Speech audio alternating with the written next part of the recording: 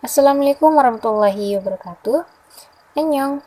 Sebelum itu, perkenalkan, nama saya Yukika dari manajemen D2 3C. NIM D2 09 38 11 0048. Nah, di video kali ini saya akan menjelaskan materi yaitu tentang pengembangan sumber daya manusia atau SDM. Dan maksud dari pembuatan video kali ini itu untuk memenuhi tugas yang diberikan oleh Bapak Adi SE MM SE di video kali ini itu untuk memenuhi tugas yang diberikan oleh pihak kampus. Di video kali ini itu untuk memenuhi tugas yang diberikan oleh dosen pengampu saya, di mana dosen pengampu saya itu yaitu Bapak Adi SEMM. Baik, langsung saja kita mulai membahas materi yaitu tentang pengembangan sumber daya manusia. Nah, pengembangan sumber daya manusia ini mungkin di sini ada yang bertanya atau ingin mengetahui bahwa apakah penting itu pengembangan sumber daya manusia? Nah, menurut saya itu penting karena pengembangan sumber daya ini menurut saya itu penting karena pengembangan sumber daya manusia ini itu sangatlah penting dan membutuhkan dana yang besar dalam perusahaan. Akan tetapi dengan biasa yang besar tersebut, hal ini merupakan investasi jangka panjang bagi perusahaan. Karena hal ini itu maka itu kayak sumber daya manusia yang ada akan terampil cakap sehingga ketika kita menyelesaikan pekerjaan atau melakukan pekerjaan, maka kita akan bekerja lebih efektif, efisien, mengurangi pemborosan dan bahan peralatan maupun perlengkapan lainnya lebih awet dalam pemeliharaan. Adapun metode dan prosedur pengembangan sumber daya manusia itu menurut Hanafi itu pengembangan sumber daya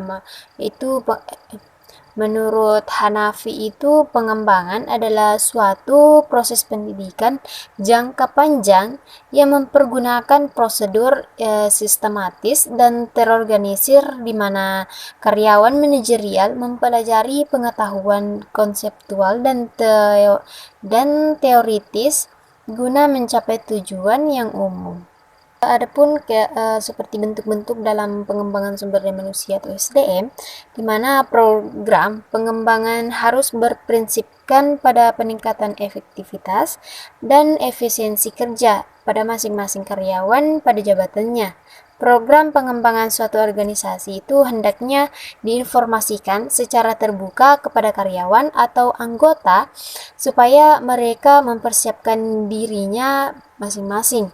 Nah, bentuk-bentuk pengembangan sumber daya manusia yang dapat dikelompokkan itu ada dua, di mana pengembangan secara informal dan secara formal.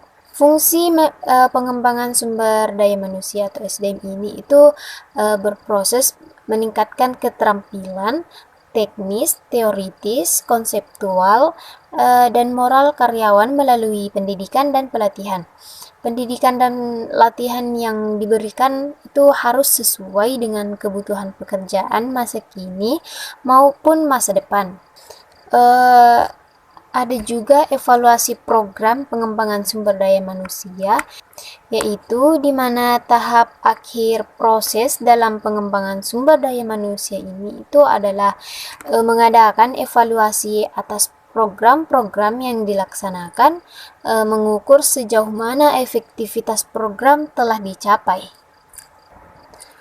faktor yang mempengaruhi sumber daya manusia atau SDM itu seperti pelaksanaan pengembangan sumber daya manusia itu perlu memperhatikan faktor-faktor baik diri dalam organisasi itu sendiri maupun di luar organisasi yang bersangkutan pada faktor eksternal dan faktor internal.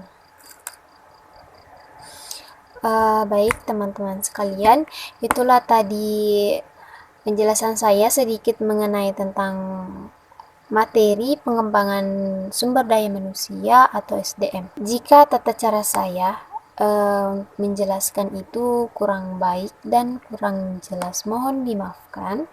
Wabillahi taufiq wal hidayah. Wassalamualaikum warahmatullahi wabarakatuh.